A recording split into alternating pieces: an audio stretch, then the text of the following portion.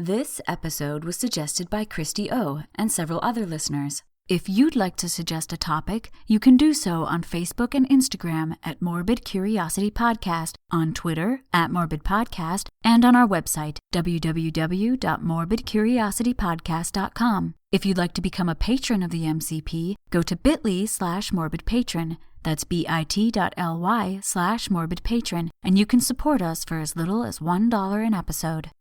This episode contains discussions of death by contagious disease. I want to emphasize that the plague is very treatable today with antibiotics, so there's no need to panic over this disease. After this advice, if contagious disease is still something you don't want to hear about, this may be a good episode to skip.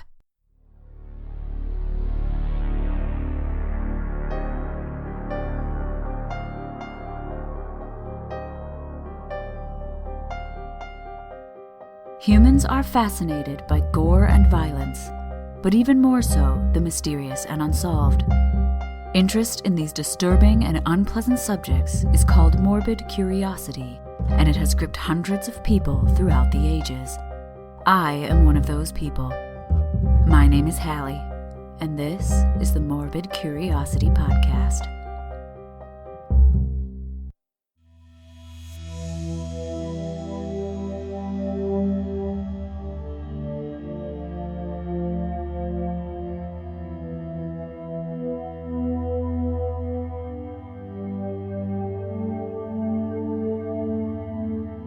In part 1 of this episode, we discussed the cause of the plague, the bacterium Yersinia pestis, which is a zoonotic disease of rodents.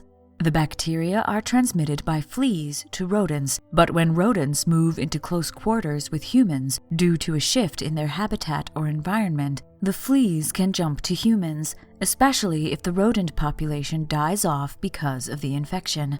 In humans, the bacteria can cause 4 different forms of the plague: bubonic, pneumonic, septicemic, and abortive. The bubonic and pneumonic plague are the most common. Symptoms include high fever, headaches, joint pain, vomiting, dizziness, and buboes, or pus-filled sores on the lymph nodes nearest the flea bite. Pneumonic plague occurs when the bacteria infect the lungs, and in this form, the plague can be passed from person to person through coughing and sneezing. Septicemic plague occurs when the bacteria move from the lymph nodes into the bloodstream and infect multiple organs. This is the deadliest form of the plague. Meanwhile, abortive plague is the least dangerous, causing only a fever and swelling of the lymph nodes, but once recovered, the person develops immunity. All forms of the plague are treatable with antibiotics today, but before the mid-20th century, this was not the case.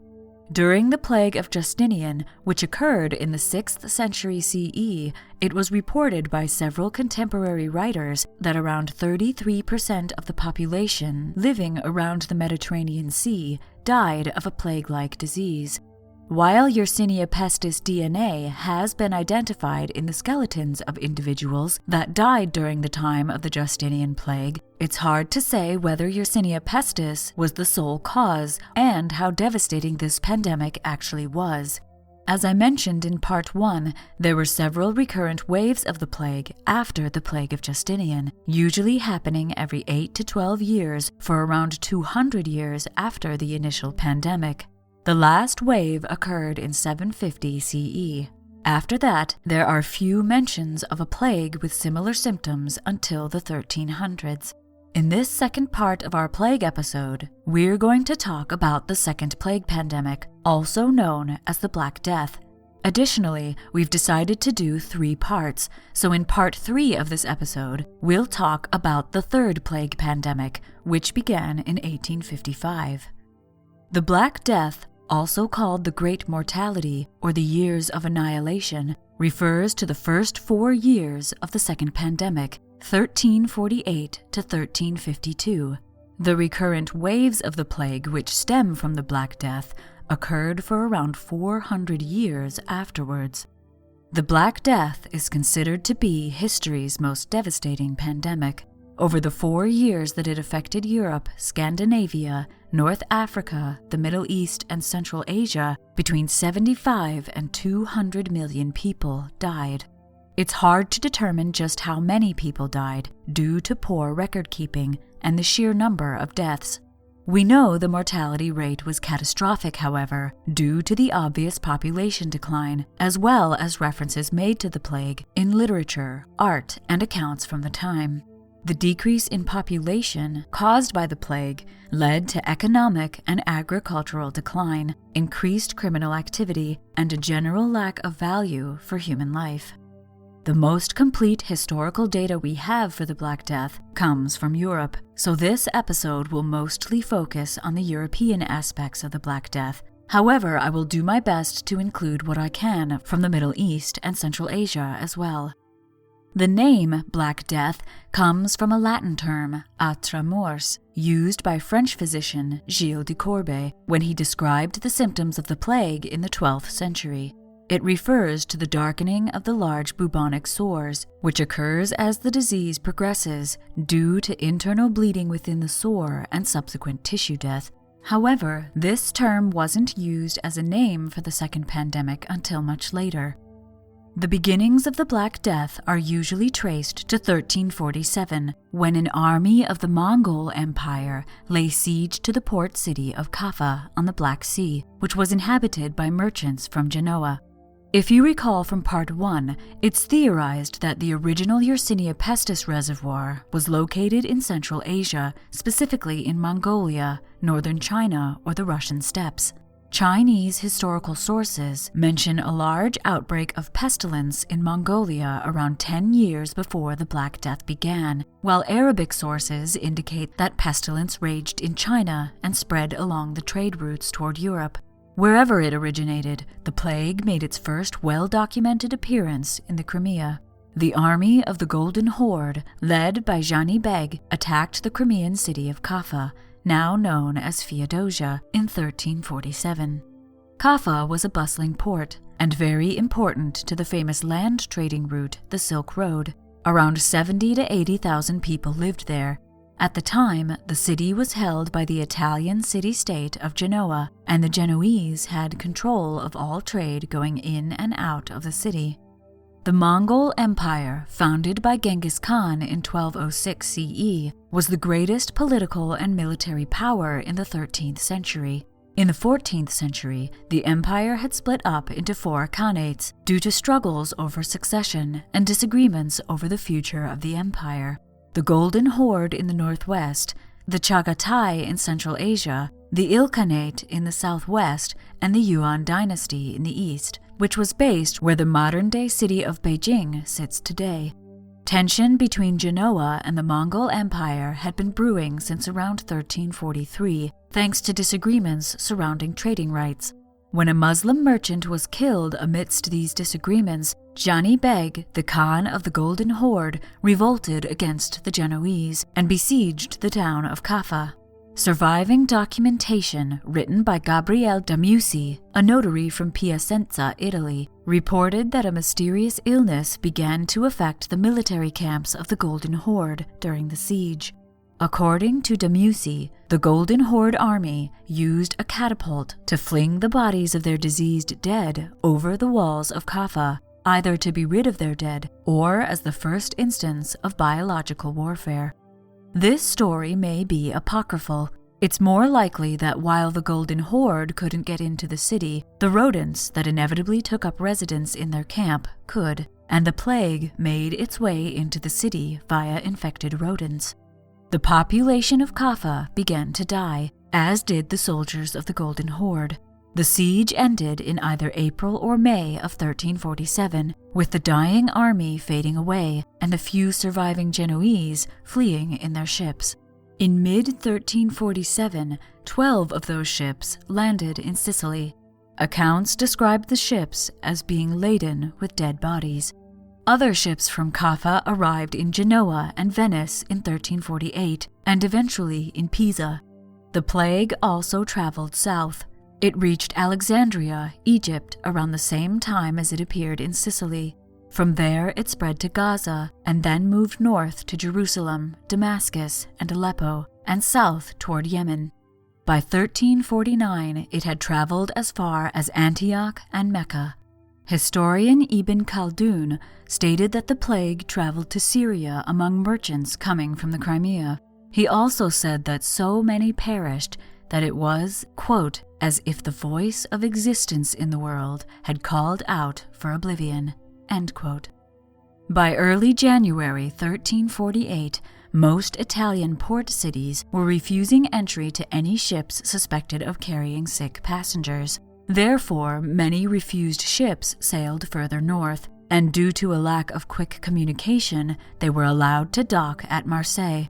An outbreak began there in late January. By June, the plague had spread from France and Italy to Spain, Portugal, and England. From there, it spread north and east through Germany and arrived in Norway in 1349. It reached northwestern Russia by 1351. More isolated areas, such as the mountainous parts of Poland, Belgium, and the Basque region, as well as communities in the Alps and Himalayas, were spared. It was difficult for humans to travel there, meaning no rodents or fleas traveled there either, and it's theorized that it was also a bit too cold for Yersinia pestis to survive. In India and China, there are no records of any devastating epidemic matching the symptoms of the plague from either the Yuan dynasty or the Delhi Sultanate. However, these areas were devastated during the third plague pandemic, which I'll get to in Part 3. At this time, there was a very limited understanding of how disease spreads and little effective medical knowledge. Most physicians were of one of two camps when it came to disease. Either it was brought down on humans by God, or it was due to the alignment of the planets, causing pockets of bad air to appear and cause disease. This bad air theory, also known as miasma theory, was very popular around 1345. Not only planetary alignment could cause bad air, rotting organic matter such as grain or corpses could do it too. Miasma theory was a step toward germ theory, as rotting things are breeding grounds for harmful bacteria, but it wasn't close enough to prevent most disease at this time. The Black Death did, however, bring about a new form of medical writing, the plague tract. It was one of the first forms of popular literature in the West during the 15th century. These tracts were written by physicians, clerics, and surgeons, and contained what these writers believed to be preventative measures and remedies for the plague. Some even included the writer's philosophy on what had caused it. The most famous of these is the Compendium, or Report of the Medical Faculty of Paris, commissioned by King Philip VI of France in October of 1348. As the plague had to be recognized in order to try and prevent it, its symptoms and some detailed records of who died from it also appeared, mostly in Italy in the 16th century. These reports weren't just written in Latin either. Many were written in Italian, and therefore readable by anyone, not just learned physicians. In 1575, Giovanni Filippo Ingrassia wrote Protomedico, the most influential and longest treatise on the plague in the 16th century. It suggested that it was the duty of the rulers and local authorities to enact public health measures such as plague hospitals, quarantines, organizations to report on the health status of their location, clearing filth from the streets, and improving sewage. It also tracked the progression of the disease across Europe. The chroniclers of the plague began to rely on their own observations rather than traditional medical doctrine. They observed that the disease must be contagious by how it affected whole households, and that bloodletting, a common treatment for everything at the time, actually weakened those with the plague. Despite all these records, estimating the severity of the pandemic is hard as the records aren't detailed enough, and there were so many deaths it was hard to keep up with the reporting, or many times there was no one left to report. What we do know is that as the disease spread, a huge issue became what to do with the dead. Thanks to miasma theory, people knew that corpses were in some way harmful to the living and had to be removed somehow. There weren't enough consecrated burial grounds to bury them all individually, so many communities were forced to dig large trenches where many bodies could be buried together. The Monty Python skit, Bring Out Your Dead, isn't actually that far off. Carts went through towns and villages collecting corpses to take to these mass graves. While the popular vision of these mass graves are pits piled high with bodies, in actual plague pits, bodies were laid out in rows. Despite the dire situation, those left alive showed as much care and respect as they could to the dead. This has recently been shown in an article published in February of this year that discusses the discovery of a mass grave in rural Lincolnshire from around 1348. The grave contained 48 individuals, and DNA tests revealed the presence of Yersinia pestis. The layout of the graves shows that all the individuals were buried within the space of a few days, but they were carefully shrouded and laid out side by side. Even though these mass graves were done as respectfully as possible, they weren't the most efficient way of removing the contagion. The best solution would have been to burn the bodies in a remote location, but the Catholic Church, which was the highest authority at the time, prohibited cremation due to the idea that the soul needed to return to the body at the end of days. As for the medical treatment of those that were alive but suffering from the plague, there were very few options. Those with the means fled the cities and headed to locations that were said to have good air. While this may have removed them from plague-ridden areas, it likely also helped spread the plague further. For those who couldn't afford to flee, there were several measures taken to ward off the bad air, such as holding flowers to one's nose constantly, or carving a cross over the doorway of their homes. In Italy, more drastic measures were taken. The government issued several decrees forbidding passage in and out of plague-ridden areas. While this was supposed to contain the disease, it wasn't actually that effective, as it was the rodents, not the people, who carried the bacteria. Other treatments included burning exotic woods to dispense the bad air, eating special diets, taking herbal remedies, and opening and closing certain windows depending on the time of day. Bloodletting and leeches were also used. Some preventative measures may have worked to some degree in the case of pneumonic plague, such as covering one's mouth when near an infected person and avoiding crowds. Of course, we can't talk about the Black Death without mentioning plague doctors. But before we get into that, let's pause for a word from our sponsors.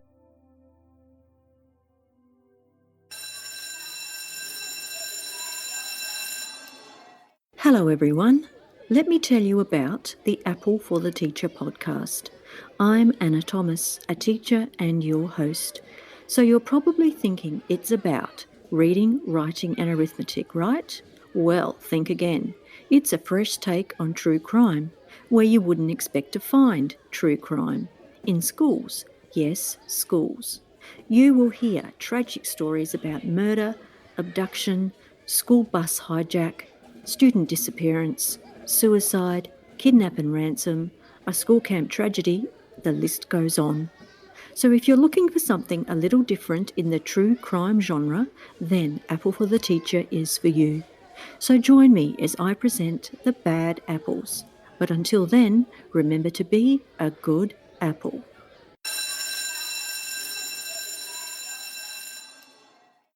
Lastly, if you like this podcast, why not sponsor the MCP yourself by becoming a patron on Patreon? Over 30,000 people download this podcast every month, but only around 90 people are supporting us on Patreon. For a mere $1 an episode, that's $2 a month, you can get ad-free episodes, bonus behind-the-scenes info, give your opinion by answering polls, help choose episodes, and get updates on past episodes. For $3 an episode, you get monthly outtake reels. For $5, you get a monthly quiz episode where I quiz my husband on past episodes. For $10, you get a detailed bibliography of all the resources I used while researching each topic. And for $20, you get a bit of miscellaneous morbidity, a short essay on a random morbid topic every month. Previously, we've reviewed horror video games, discussed the medicine of Westeros, and the plague pits of London.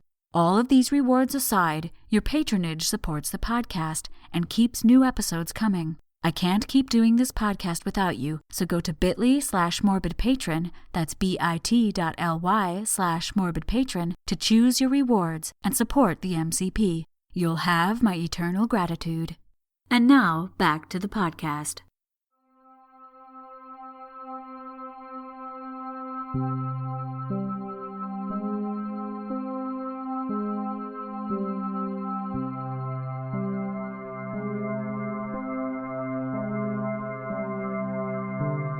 infamous plague doctor didn't exist until the 1600s, long after the Black Death, but still in the grip of the many recurrent waves of the plague that struck afterwards.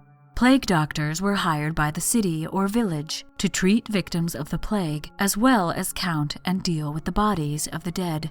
No qualifications were necessary beyond a strong constitution and being able to identify the symptoms of the plague. It was a very important job, as it was in constant need throughout the waves of the plague and the economic downturn that followed.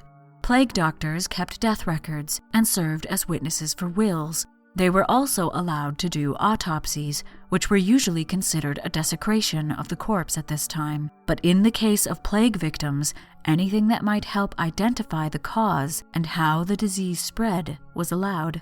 The costume famously associated with plague doctors was a waxed leather trench coat or cape, waxed leather gloves and trousers that served as a barrier against bad air, a face mask with glass eyes and a beak-like nose that was filled with aromatic herbs, also to ward off bad air. They carried wooden pointing sticks so they could examine the sick or the dead without getting too close. This stick and their wide-brim hats marked their profession as plague doctors.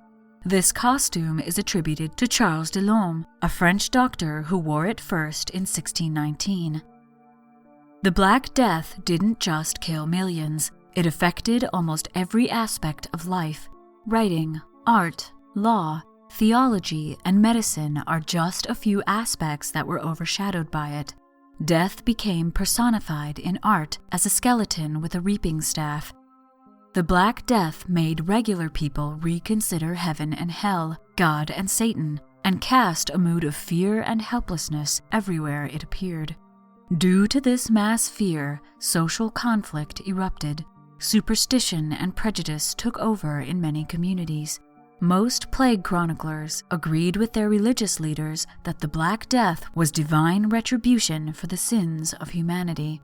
Others, however, thought some nefarious human groups might be behind it, and several minority groups were persecuted, especially Jewish communities. Many Jewish communities in larger cities had already been isolated in ghettos, which gave them some small protection from the plague. The fact that the plague didn't hit these communities as hard as non-Jewish populations brought blame down on the Jewish people. They were accused of poisoning wells and being the cause of divine retribution. The worst accusers of the Jewish people were the flagellants. These Catholic religious zealots would whip themselves, which is called self-flagellation, in order to try and atone for the sins of all humans. However, besides martyring themselves, they also attacked and murdered people of the Jewish faith. Flagellants were eventually condemned by the Catholic Church as heretics, as they preached that simply punishing oneself cleansed all sin, meaning that all other worship was unnecessary. The flagellants weren't the only ones to take violent actions against the Jewish community. This persecution was so prevalent that there were mass exterminations of Jewish communities in many major European cities. The most violent and extensive were those in Mainz, Strasbourg, and Cologne.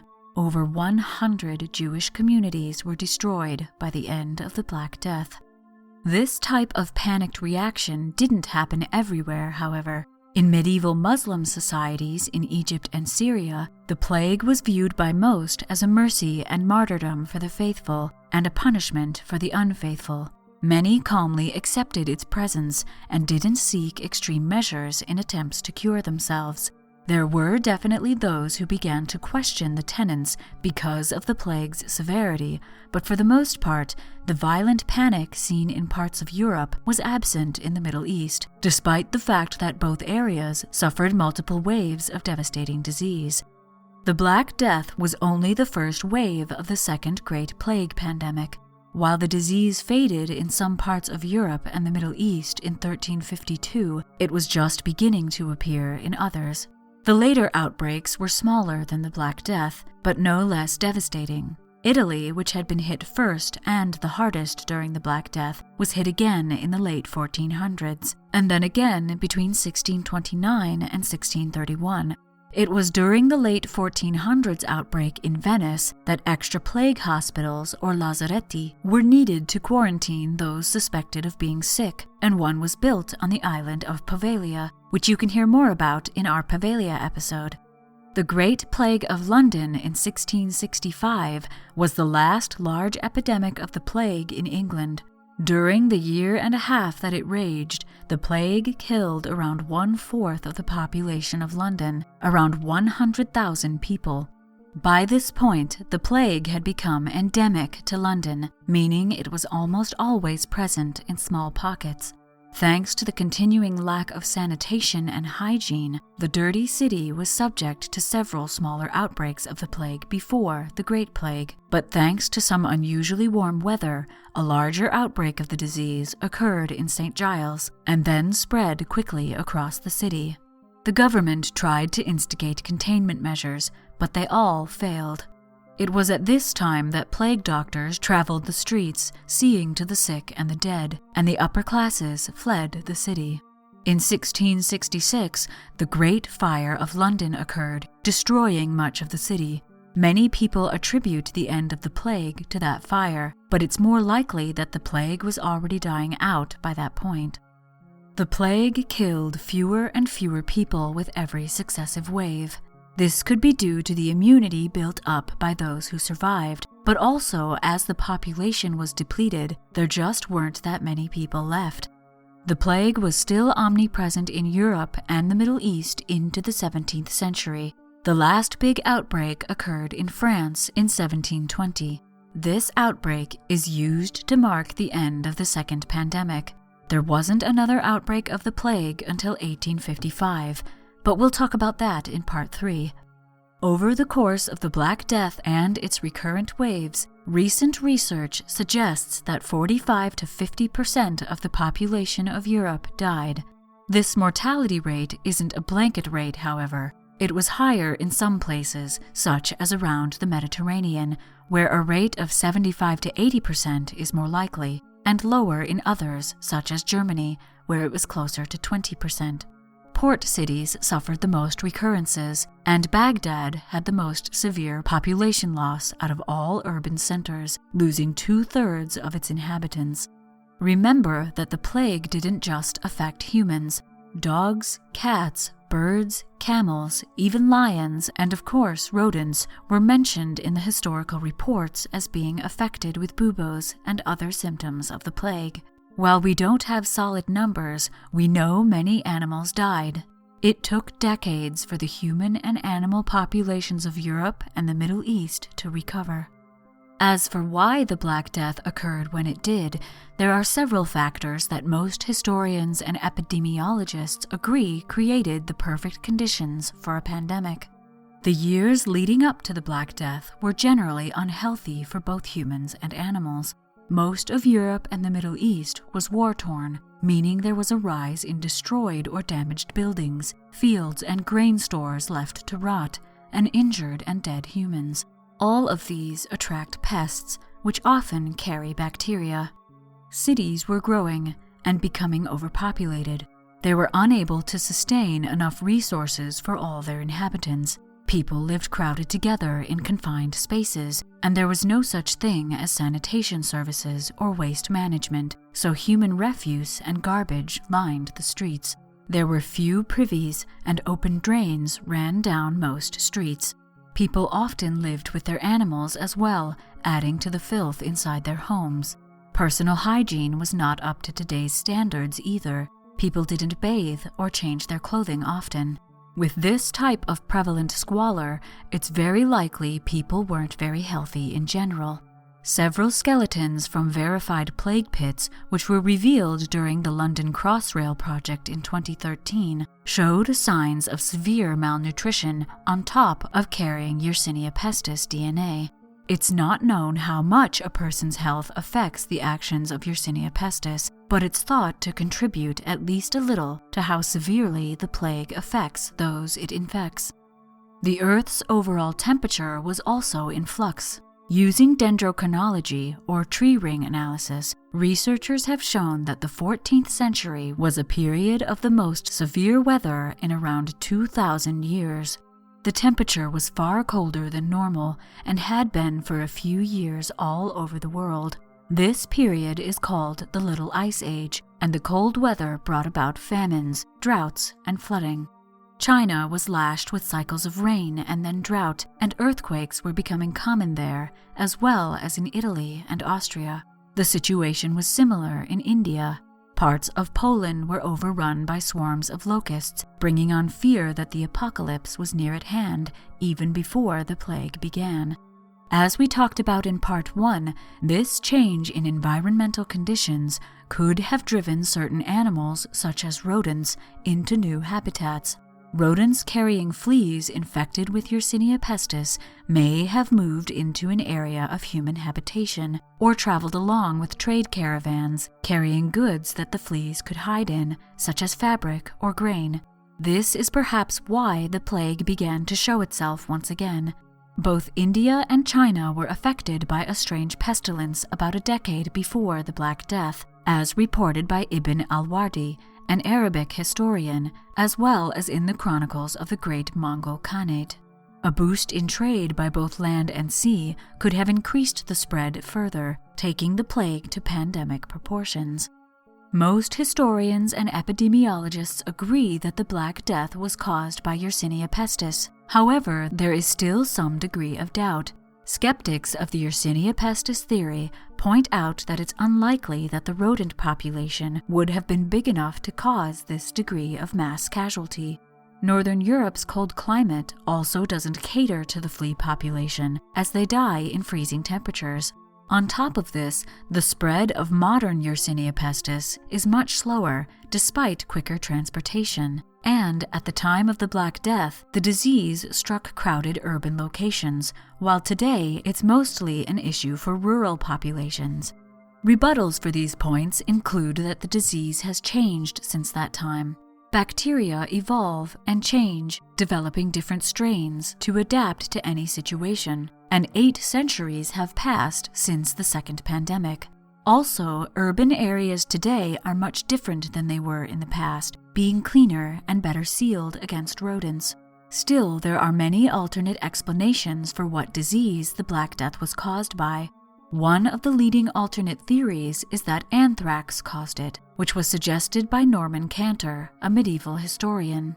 Anthrax is another highly infectious bacteria that affects animals and spreads rapidly, infecting the skin, lungs, and intestines. Another theory is Ebola caused it, a rare but deadly virus that causes damage to the organs and uncontrollable bleeding. The last alternate theory is that it was several diseases, typhus, smallpox, and other respiratory infections, combined with Yersinia pestis. While most people fixate on the horrors of the Black Death, it should be mentioned that some good did come of it. Due to the high mortality rate, there weren't many laborers or tradesmen, and those that were left had more power to demand higher wages and better treatment, which over time raised their standard of living. As many of the plague tracts were written by common people, they were written in common languages. This brought literature and writing to people who hadn't had access to it before, such as women and the lower classes. Also, critical thinking became more common as people began to refuse to take often repeated traditional blanket statements as fact. It's difficult for us today to understand the mortality, terror, grief, and sadness brought about by the Black Death. No modern epidemics can be compared to it. Thankfully, the plague can be treated today, but as with any other epidemic, panic is never the answer. All we can do is our best to understand and try to prevent it happening again by supporting modern science and medicine.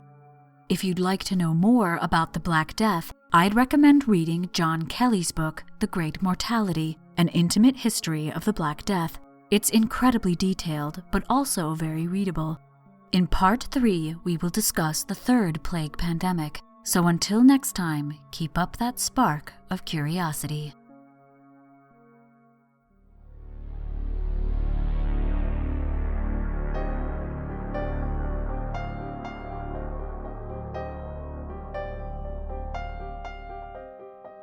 The Morbid Curiosity podcast was produced by H. Lloyd. If you'd like to get in touch or suggest a morbid topic for me to talk about, you can tweet the show at Morbid Podcast or find us on Facebook and Instagram at Morbid Curiosity Podcast. If you like the show, please share us on social media, and please give us a rating on iTunes. Your shares and ratings help us reach new listeners and expand this wonderfully creepy community. Thank you to everyone who commented, suggested topics, shared MCP posts, liked or followed the MCP on Facebook, Twitter, and Instagram, and gave us ratings on iTunes. People like Stacy, Sarah, Jenny, Clint, Catherine, Christina, and Kat. Thanks especially to Louisa for forwarding me the article about the mass grave in Lincolnshire. Michelle, Adam, and Jessa have my eternal gratitude for becoming patrons. Thank you so very much. Because of you, the listeners, our creepy community is growing, especially on Facebook, so head over there to engage with other listeners, discuss episodes and news articles, and share your own creepy stories and cute pet pictures. The MCP is part of a wider creepy community known as the Belfry Podcast Network. Check out the other shows on the Belfry Network at www.thebelfry.rip. As I said before, if you really like the MCP, please consider becoming a patron on Patreon. You can also give one-time donations by going to our website, www.morbidcuriositypodcast.com, and clicking the donate button. On our website, you can also find links to all our social media and sponsors, and other ways to contact us. If you'd rather contact us by mail, this address is also listed on the website. Another way to help the show is by going to our Amazon wish list at bit.ly/morbidwishlist. Any purchases from this list are greatly appreciated. We are eternally grateful for your support. My name is Hallie, and until next time, thanks for listening.